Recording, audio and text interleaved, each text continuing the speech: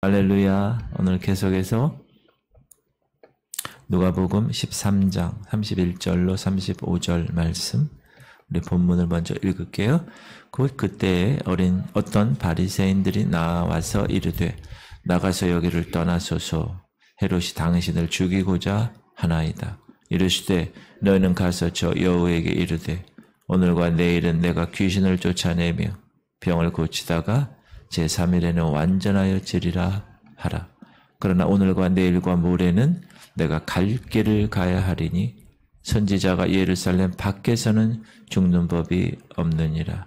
예루살렘아 예루살렘아 선지자들을 죽이고 네게 파송된 자들을 돌로 치는 자여, 암탉이 제 새끼를 날개 아래에 모음같이 내가 너희의 자녀를 모으려 한 일이 몇 번이냐. 그러나 너희가 원하지 아니하였도다. 보라, 너희 집이 황폐하여 버림바 되리라. 내가 너희에게 이르노니 너희가 주의 이름으로 오시는 이를 찬송하리로다 할 때까지는 나를 보지 못하리라 하시니라. 오늘 우리가 읽은 본문을 통해서 우리는 주님의 심정을 알 수가 있습니다. 예루살렘아 예루살렘아 탄식하시면서 주님의 애타하시는 심정을 바라보게 되는데, 이 주님의 사랑은 주님이 택한 백성들, 하나님의 자녀들 뿐만 아니라 비록 멸망받을 사람이지만 그들에게도 그 인자하심이 나타나기를 소원하신 그 심정이십니다.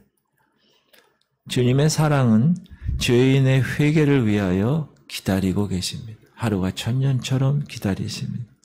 또한 주님은 99명의 의인보다 한 사람의 죄인이 회개해서 하나님께 돌아오는 것을 기뻐하시는 사랑의 소유자이십니다. 비록 당신을 십자가에 못 박아 죽일 백성들이에요. 그들이. 그러나 그들의 최종적인 운명을 생각하시면 너무나 안타까우셔서 깊은 탄식을 예루살렘아 예루살렘아 이렇게 하시면서 슬퍼하신 것입니다.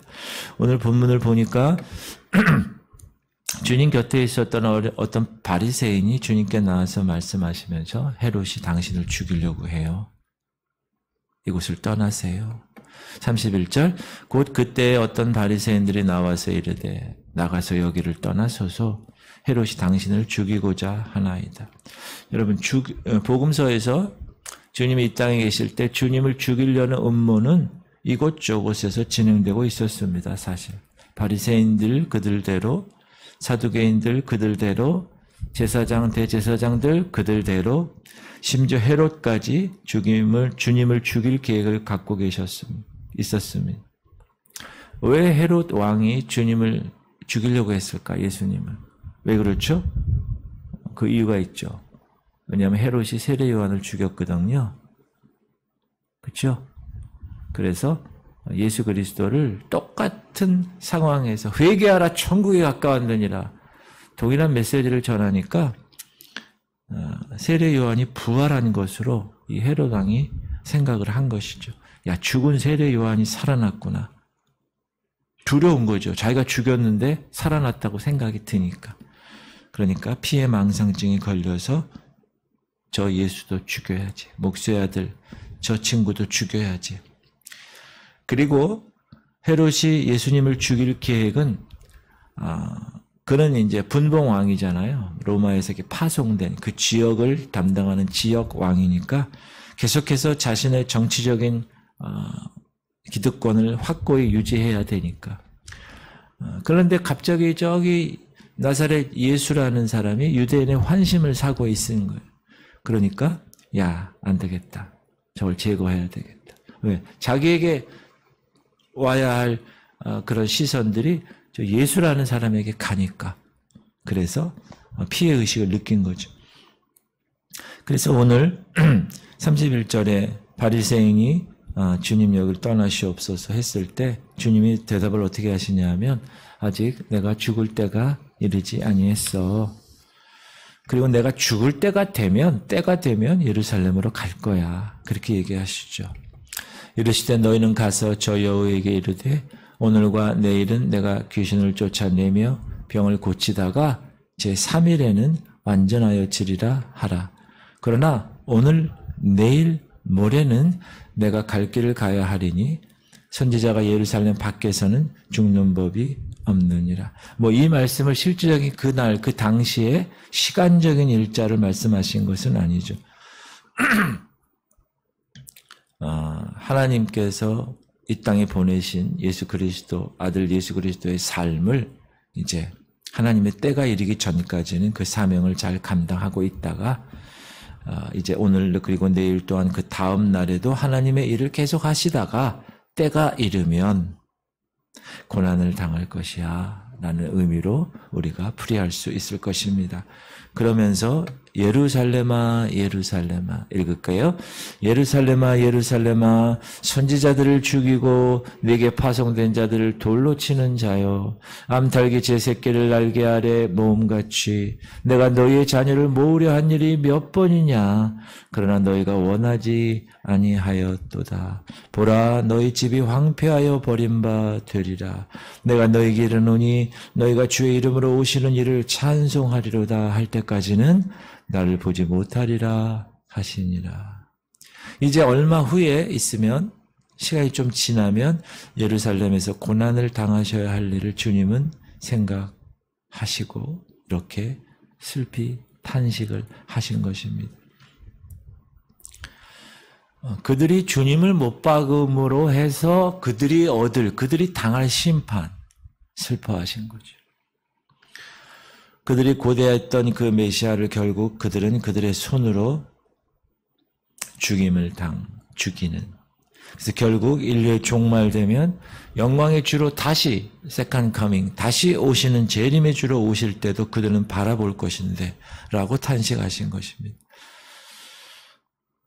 그동안 구약에서 예수 그리스도가 오실 것이라는 선지자들의 그 이야기를 이 이스라엘 백성들은 계속해서 어떻게 해요?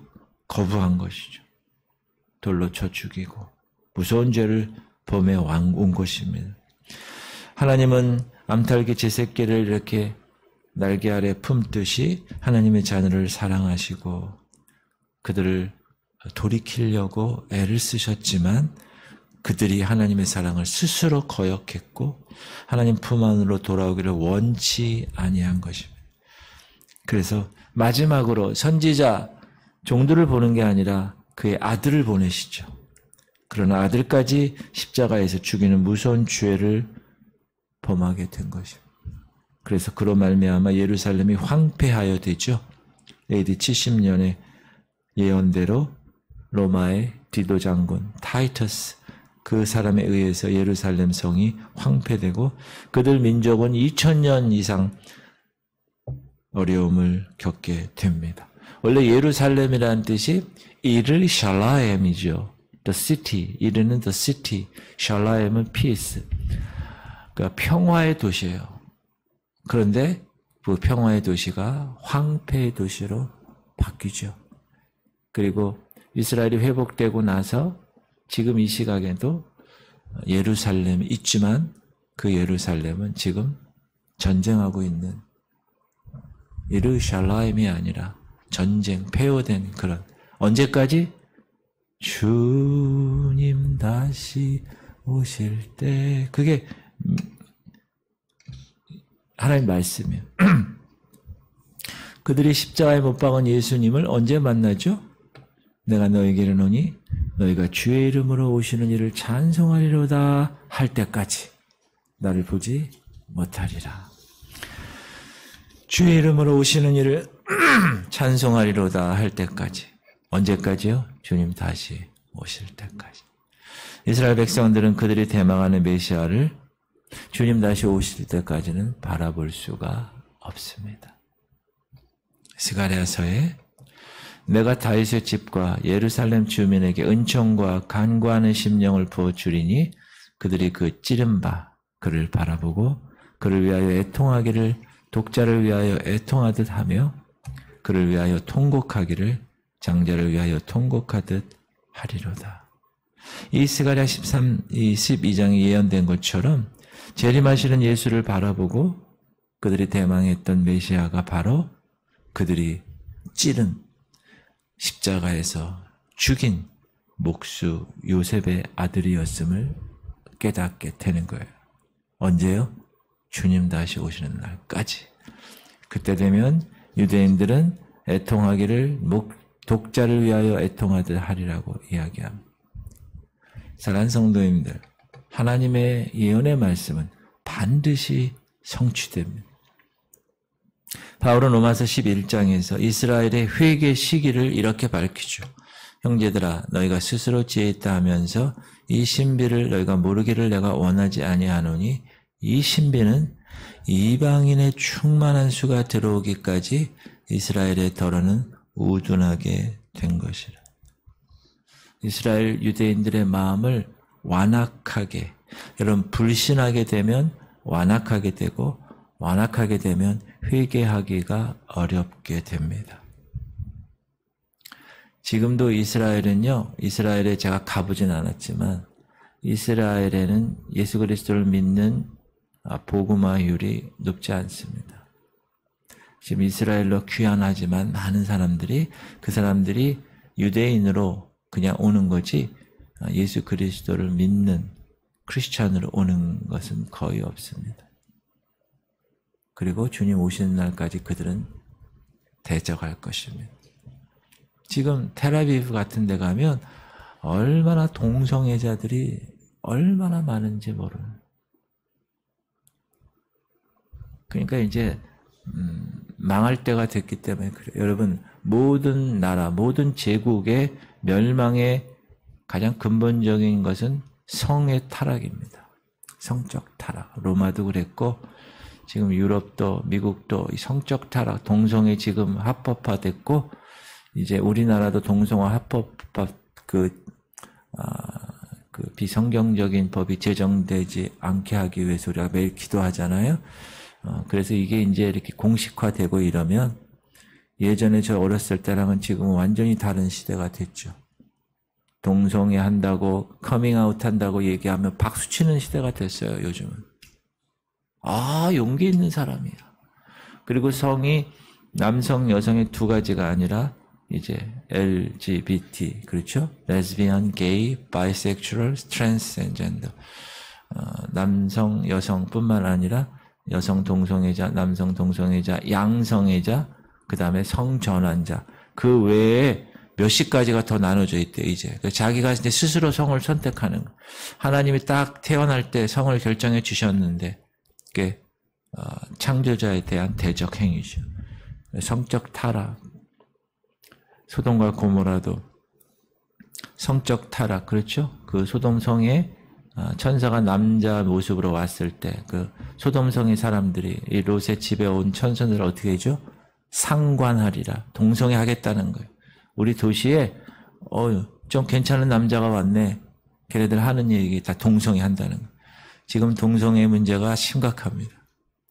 무슨 말이냐? 이 말은 이제 주님 다시 오실 날이 얼마 안 남았다. 그 얘기입니다.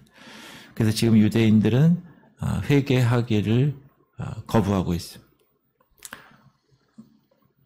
이제 심판을 받게 되죠. 유대인들 특별한 심판을 더 받게 됩니다. 이 땅에서 대환란에 처하게 될 것이고, 그러므로 우리는 늘 회개하기를 더디하지 말고 우리의 마음을 부드럽게 하며 믿음에서 떨어지지 말아야 합니다. 여러분, 우리나라에 사는 거 감사하셔야 돼요. 여러분, 미국 좋을 것 같죠? 미국은요, 무서운 나라예요. 경찰들 말 안 들으면 그 자리에서 죽는 나라예요. 총 뽑아서 죽이잖아요. 총기 사용하는 나라가 무서운 나라입니다. 우리나라가 제일 살기 좋은 나라예요. 인천이 살기 좋은 나라. 이 동네가 제일 좋은 나라예요. 할렐루야. 여러분, 오늘도 기도 제목.